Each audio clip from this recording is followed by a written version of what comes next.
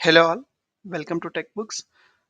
ఈరోజు మనం వచ్చేసి అబో సెల్‌లో ఉన్న డేటాని ఎలా కాపీ చేయాలి?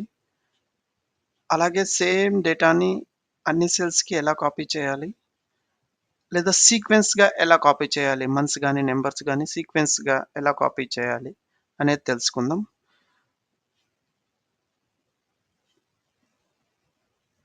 మొదటిగా మన డేటాకొస్తే అబో సెల్‌లోని డేటా ఎలా కాపీ చేయాలి ఎక్సెల్‌లో? మీరు డైలీ చూస్తుంటారు చాలామంది అంటే కొత్త వాళ్ళకి ఇక్కడ ఎంప్టీ ఉన్న సెల్‌లో అబో సెల్‌లో ఉన్న డేటా పేస్ట్ చేయాలనుకోండి. సో, అప్పుడెలా చేస్తారంటే, చాలా మందేం చేస్తారంటే, ఇలా కాపీ చేసి ఇలా పేస్ట్ చేస్తుంటారు ప్రతిది. ఇది కొన్ని సెల్స్ ఎంప్టీ ఉంటే పర్వాలేదు. ఒక్కొక్కసారి థౌసండ్స్ లేదా 10,000 రోస్ ఎంప్టీగా ఉంటాయి. అప్పుడేం చేస్తారంటే, మీరు జస్ట్ ఫస్ట్ కొన్ని సెల్సే ఉన్నప్పుడు ఏం చేస్తారంటే, ఎప్పుడైనా వర్క్ టైమ్‌లో మీకొచ్చిందంటే, జస్ట్ కాపీ పేస్ట్ చేయకుండా ఆహ్, మీకు ఏ సెల్ అయితే పేస్ట్ చేయాలో ఆ సెల్‌లో పోయి కంట్రోల్ డి క్లిక్ చేయండి. ఇది షార్ట్‌కట్‌కి మీకు పైనున్న డేటా కింద పడుతుంది. Control D. మళ్ళీ ఇక్కడొచ్చి ఈ సెల్‌లో కావాలంటే కంట్రోల్ డి ఇలా పడతది. లేదు అన్నీ ఒకేసారి ఫిల్ చేయాలంటే, మొత్తం అన్నీ ఒకేసారి ఫిల్ చేయాలంటే మీ దగ్గర ఎంతన్నా డేటా ఉండని, జస్ట్ ఎక్కడి నుంచి కావాలి ఆ ఫస్ట్ సెల్ నుంచి మీరేం సెలెక్ట్ చేసుకోండి. ఇక్కడి వరకు కావాలి ఫర్ ఎగ్జాంపుల్.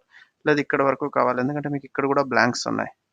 ఇలా ఉన్నప్పుడు మొత్తం డేటాను సెలెక్ట్ చేసుకొని కంట్రోల్ జీ ప్రెస్ చేయండి. జీ ప్రెస్ చేస్తే ఇలా గో టు అనేసి ఒక ట్యాబ్ ఓపెన్ అవుద్ది. అక్కడ మీరు స్పెషల్ క్లిక్ చేసి అందులో మీరు ఓన్లీ బ్లాంక్స్ సెలెక్ట్ చేసుకోండి. ఇక్కడ బ్లాంక్స్ సెలెక్ట్ చేసుకోగానే ఓకే క్లిక్ చేయండి. మీకు ఓన్లీ బ్లాంక్స్ సెలెక్ట్ అవుతాయి. అప్పుడు ఈజ్ ఈక్వల్ టు క్లిక్ చేసి అప్ యారో ఒకసారి సెలెక్ట్ చేయండి. సో, మీరు ఫస్ట్ బ్లాంక్ సెలెక్ట్ అయింది. ఈజ్ ఈక్వల్ టు క్లిక్ చేసి అప్ యారో అంటే సి2 సెల్ అనమాట. మీరు చూడండి ఇక్కడ సెల్ నంబర్ చాలా ఇంపార్టెంటు. సి3లో మీరు ఎంటర్ చేస్తున్నారు. సి2 డేటా ఎంటర్ చేస్తున్నారు. అప్పుడు కంట్రోల్ పట్టుకొని ఎంటర్ నొక్కండి. మీరు నొక్కగానే ఇక్కడ మ్యాజిక్ చూడొచ్చు. ఇక్కడ గూడా డి3 వచ్చింది ఇందులో. మరి ఎక్కడెక్కడైతే మీరు ఫార్ములా ఉందో చూడండి. ఇక్కడ సి5లో సి4 డేటా వచ్చింది. ప్రతిది కూడా అబో సెల్‌ది కింద కాపీ అయింది. సో, అర్థమైంది కదా! అబో సెల్ ఎలా కాపీ చేయాలనేది. సో, నెక్స్ట్ వచ్చేసి మీకు డేటా సేమ్ డేటా అన్ని సెల్స్‌లో కాపీ అవ్వాలి. ఒక 20 సెల్స్‌లో సేమ్ డేటా కాపీ అవ్వాలి. ఈ 1 అనే నంబర్‌ని. మీరెలా చేస్తారు? 1 కొట్టి 1 ఇలా ఎంటర్ చేస్తే లేట్ అవుతుంది.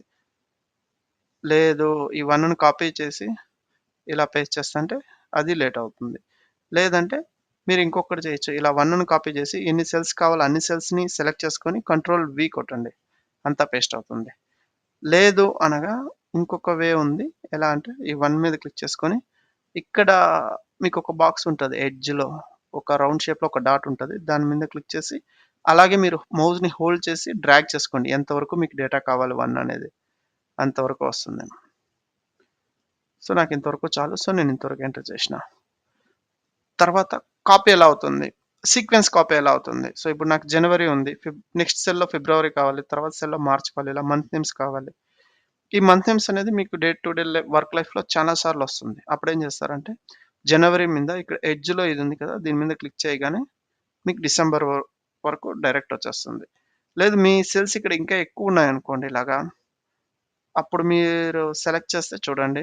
ఇక నేను మళ్ళీ ఇక్కడికొచ్చి డబుల్ క్లిక్ చేస్తున్నా ఇక్కడ. డబుల్ క్లిక్ చేయగానే చూడండి. నా సెల్స్ అట్లే సీక్వెన్స్‌లో కాపీ అవుతుంటాయి. జనవరి, ఫిబ్రవరి, మార్చ్, ఏప్రిల్, మే, జూన్ ఇలా వచ్చేసి డిసెంబర్ వరకు వచ్చి మళ్ళీ జనవరి నుంచి స్టార్ట్ అవుతాయి.